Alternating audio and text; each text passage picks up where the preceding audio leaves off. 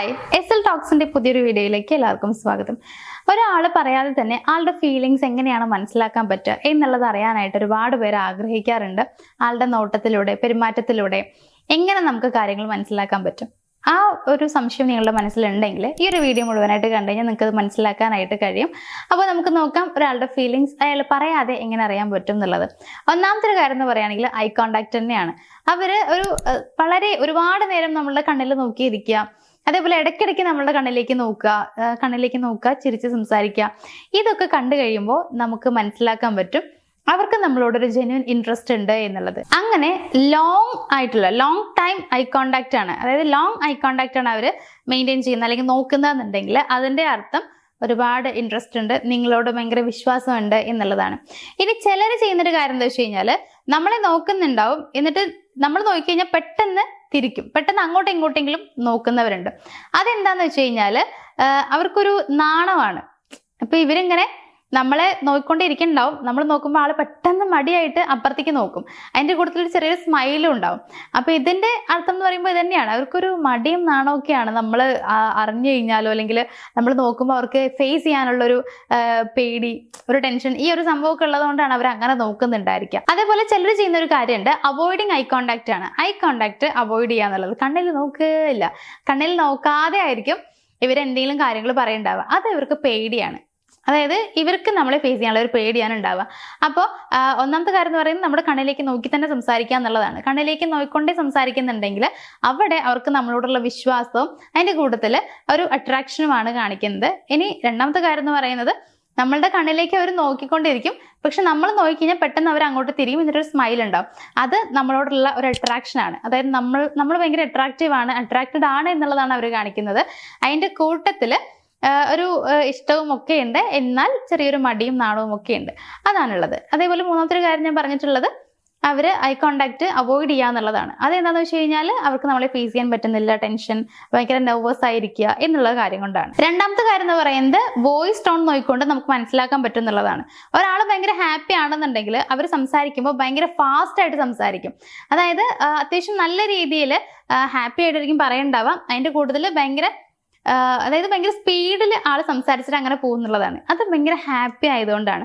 ഇനി സാഡ് ആണെന്നുണ്ടെങ്കിൽ വളരെ ചെറിയ പതിഞ്ഞ സൗണ്ട് ആയിരിക്കും ഉണ്ടായിരിക്കുക, വളരെ സ്ലോവിലായിരിക്കും ആൾ കാര്യം പറയണ്ടാവുക. അത് വിഷമമാണ് എന്നുള്ളത് കൊണ്ടാണ്. ഇനി അതേപോലെ തന്നെ ദേഷ്യത്തിലാണ് എന്നുണ്ടെങ്കിൽ ഭയങ്കര ഷാർപ്പായിട്ടുള്ള വേർഡ്സ് ആയിരിക്കും ആൾ യൂസ് ചെയ്യുന്നുണ്ടായിരിക്കുക. ഇനി നെർവസ് ആയിട്ടുള്ള ഒരു പേഴ്സൺ ആണ് നിങ്ങളോട് സംസാരിക്കുന്നതെന്നുണ്ടെങ്കിൽ അവർ സംസാരിക്കുന്നതിൻ്റെ ഇടയിൽ സൗണ്ട് ഇങ്ങനെ ബ്രേക്ക് ആയിക്കൊണ്ടേ ഇരിക്കും എന്നുള്ളതാണ്. അതായത് ഇടയിൽ നിർത്തിയിട്ടായിരിക്കും ആൾ സംസാരിക്കേണ്ടത്, ബിക്കോസ് ആൾ ഭയങ്കര നെർവസ് ആണ് എന്നുള്ളത്.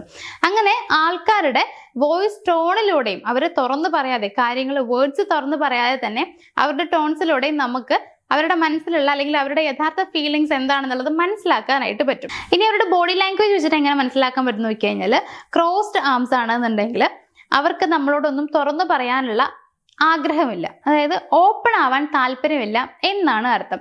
പിന്നെ ചിലരുണ്ട് നമ്മളുടെ അടുത്തേക്ക് വന്ന് സംസാരിക്കുന്നവർ, അതായത് നമ്മളുടെ കുറച്ച് അടുത്തേക്ക് വന്ന് സംസാരിക്കുന്ന ആളുകൾക്ക് നമ്മളെ വിശ്വാസമാണ്, അതേപോലെ ഓപ്പൺ ആവാൻ അവർക്ക് താല്പര്യമുണ്ട്, അവർക്ക് നമ്മളോട് ട്രസ്റ്റ് ഉണ്ട് എന്നുള്ളത് നമുക്ക് മനസ്സിലാക്കാം, ഇൻട്രസ്റ്റഡ് ആണ് എന്നുള്ളത്.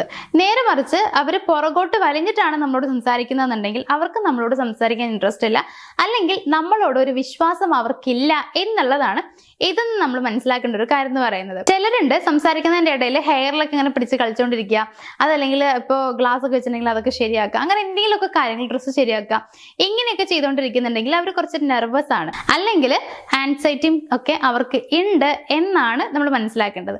അങ്ങനെ അവരുടെ ശരീരഭാഷയിലൂടെ നമുക്ക് കുറച്ച് കാര്യങ്ങൾ മനസ്സിലാക്കാനായിട്ട് കഴിയും. നാലാമത്തെ പോയിന്റ് എന്ന് പറയുന്നത് അവരുടെ ചെറിയ മുഖഭാവങ്ങൾ യൂസ് ചെയ്തുകൊണ്ട് തന്നെ, അല്ലെങ്കിൽ അത് നോക്കിക്കൊണ്ട് തന്നെ നമുക്ക് മനസ്സിലാക്കാനായിട്ട് പറ്റും. ഇപ്പോൾ അവർ ചിരിക്കുന്ന സമയത്ത് അവരുടെ കണ്ണിൻ്റെ ഇവിടെ ഇങ്ങനെ ചെറിയ ഇങ്ങനെ ചുളിവ് പോലെ വരാറുണ്ട്. അങ്ങനെ വരുന്നുണ്ടെങ്കിൽ അത് ജെന്യുവൻ ആയിട്ടുള്ള സ്മൈലാണ് എന്ന് വേണം മനസ്സിലാക്കാൻ. നേരെ മറിച്ച് ചുണ്ട് മാത്രം ഇങ്ങനെ പോകുന്നുണ്ട്, ഈ കണ്ണിൻ്റെ ഇവിടെ ഒന്നും പ്രത്യേകിച്ച് മാറ്റമൊന്നും കാണുന്നില്ല, ചുണ്ട് മാത്രം ഇങ്ങനെ ചിരിച്ച പോലെ ഇരിക്കുന്നുണ്ടെങ്കിൽ അത് ഫേക്ക് സ്മൈലാണ്, നിങ്ങൾ വിശ്വസിക്കരുത്. പിന്നെ ഇങ്ങനെ ചുണ്ട് ഇങ്ങനെ ടൈറ്റായിട്ട് ഇരിക്കുന്നുണ്ടെങ്കിൽ അവർക്ക് ദേഷ്യം വന്നിട്ടുണ്ട് എന്നാണ് അതിൻ്റെ അർത്ഥം. അതേപോലെ ഇപ്പോൾ ഐബ്രോ ഒക്കെ മുകളിലേക്ക് പൊക്കുന്നുണ്ട്, എന്നുണ്ടെങ്കിൽ അതിൻ്റെ അർത്ഥം എന്ന് പറയുന്നത് ഭയങ്കര ഒരു സർപ്രൈസ്ഡ് ആയിരിക്കുന്നു ആളെന്നുള്ളതാണ്. അതായത് എന്ന് നമ്മൾ ചോദിക്കില്ലേ, അത്തരത്തിലൊരു സർപ്രൈസ്ഡ് ആയിട്ട് നിൽക്കുന്ന ഒരു പേഴ്സൺ ആണെന്നുണ്ടെങ്കിൽ അവരുടെ ഐബ്രോസ് ഇങ്ങനെ മുകളിലേക്ക് പോകും. അങ്ങനെ അവരുടെ ചെറിയ ചെറിയ മുഖഭാവങ്ങൾ യൂസ് ചെയ്തുകൊണ്ട് നിങ്ങൾക്ക് അവരുടെ ആ ഒരു ഫീലിങ്സ് അല്ലെങ്കിൽ എന്താണ് അവർക്ക് അപ്പം സംഭവിച്ചിട്ടുള്ളത് അല്ലെങ്കിൽ അവരെന്ത് ചിന്തിക്കുന്നു എന്നുള്ള കാര്യം മനസ്സിലാക്കി എടുക്കാനായിട്ട് പറ്റും. അപ്പോൾ ഇത്രയും കാര്യങ്ങളിലൂടെ എനിക്ക് തോന്നുന്നു നിങ്ങൾക്ക് കുറേ കാര്യങ്ങളൊക്കെ മനസ്സിലാക്കാൻ പറ്റിയിട്ടുണ്ടാവും. ഞാൻ 3-4 പോയിന്റ്സേ പറഞ്ഞിട്ടുള്ളൂ എന്നുണ്ടെങ്കിലും ഇതിൽ കൂടുതൽ കാര്യങ്ങളുണ്ട്. ഇത് ഞാൻ മറ്റൊരു വീഡിയോയിൽ ഇതിൻ്റെ ബാക്കിയെല്ലാം ചെയ്തേക്കാം. അപ്പോൾ എന്തായാലും ഇത്രയും കാര്യങ്ങൾ നിങ്ങൾക്ക് മനസ്സിലായി എന്നുണ്ടെങ്കിൽ, നിങ്ങൾ നമ്മുടെ വീഡിയോ യൂസ്ഫുൾ ആയിട്ട് തോന്നിയെന്നുണ്ടെങ്കിൽ മാത്രം ജസ്റ്റ് ഒന്ന് ലൈക്ക് ചെയ്തേക്കുക.